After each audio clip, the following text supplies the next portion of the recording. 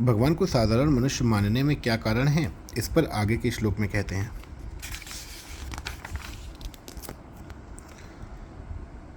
ना हम प्रकाशः सर्वस्य योग माया समावृतः मूढ़ो अयम नाभिजानाति लोको माम जमव्ययम्। अर्थात यह जो मूढ़ मनुष्य समुदाय मुझे अज और अविनाशी ठीक तरह से नहीं जानता, उन सबके सामने योग माया से अच्छी तरह ढका हुआ मैं प्रकट नहीं होता।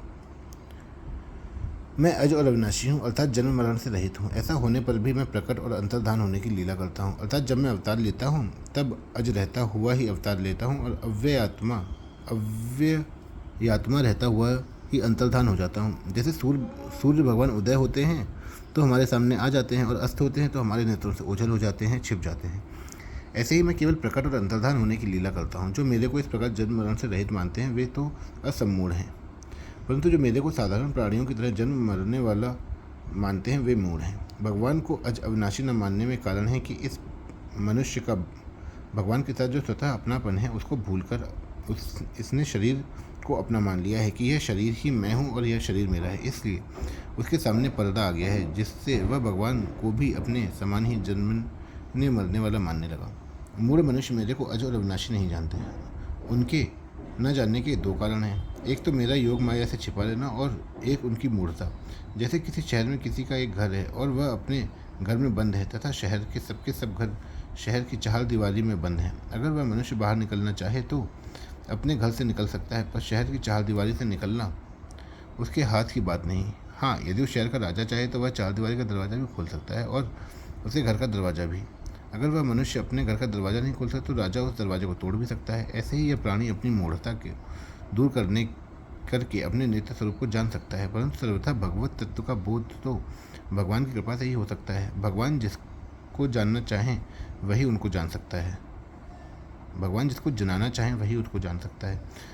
सोई जानई जेहि देहु जनाई। अगर मनुष्य सर्वथा भगवान की शरण हो जाए तो भगवान उसके अज्ञान को भी दूर कर देते हैं और अपनी माया को भी दूर कर देते हैं। नाहम प्रकाशः सर्वस्य योग माया समावृतः। उन सब के सामने अर्थात उस मूढ़ समुदाय के सामने मैं भगवत रूप से प्रकट नहीं होता, कारण कि वे मेरे को अज अविनाशी भगवत रूप से जानना अथवा मानना ही नहीं चाहते। प्रत्युत वे मेरे को साधारण मनुष्य मानकर मेरी अवहेलना करते हैं, अतः उनके सामने मैं अपने भगवत स्वरूप से कैसे प्रकट हो।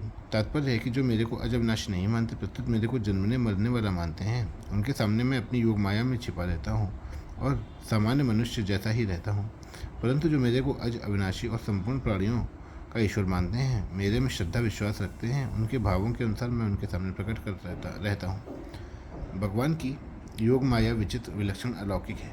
मनुष्यों का भगवान के प्रति जैसा भाव होता है उसके अनुसार ही वे योग माया समावृत भगवान को देखते हैं। यहाँ भगवान ने कहा है कि जो मेरे को अज अविनाशी नहीं जानते वे मूढ़ हैं, और 10वें अध्याय के दूसरे श्लोक में कहा कि देवता और महर्षि मेरे प्रभाव को नहीं जानते।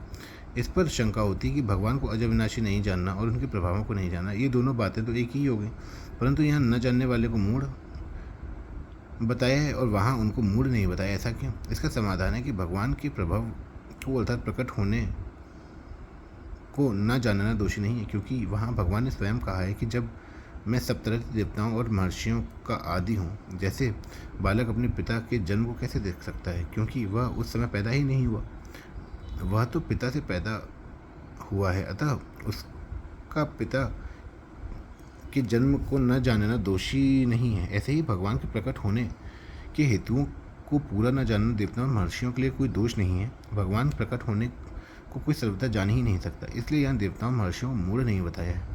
मनुष्य भगवान को अज अविनाशी जान सकते हैं अर्थात मान सकते हैं। अगर वे भगवान को अज अविनाशी नहीं मानते तो यह उनका दोष है, इसलिए उनको यहाँ मूढ़ कहा है। परिशिष्ट भाव।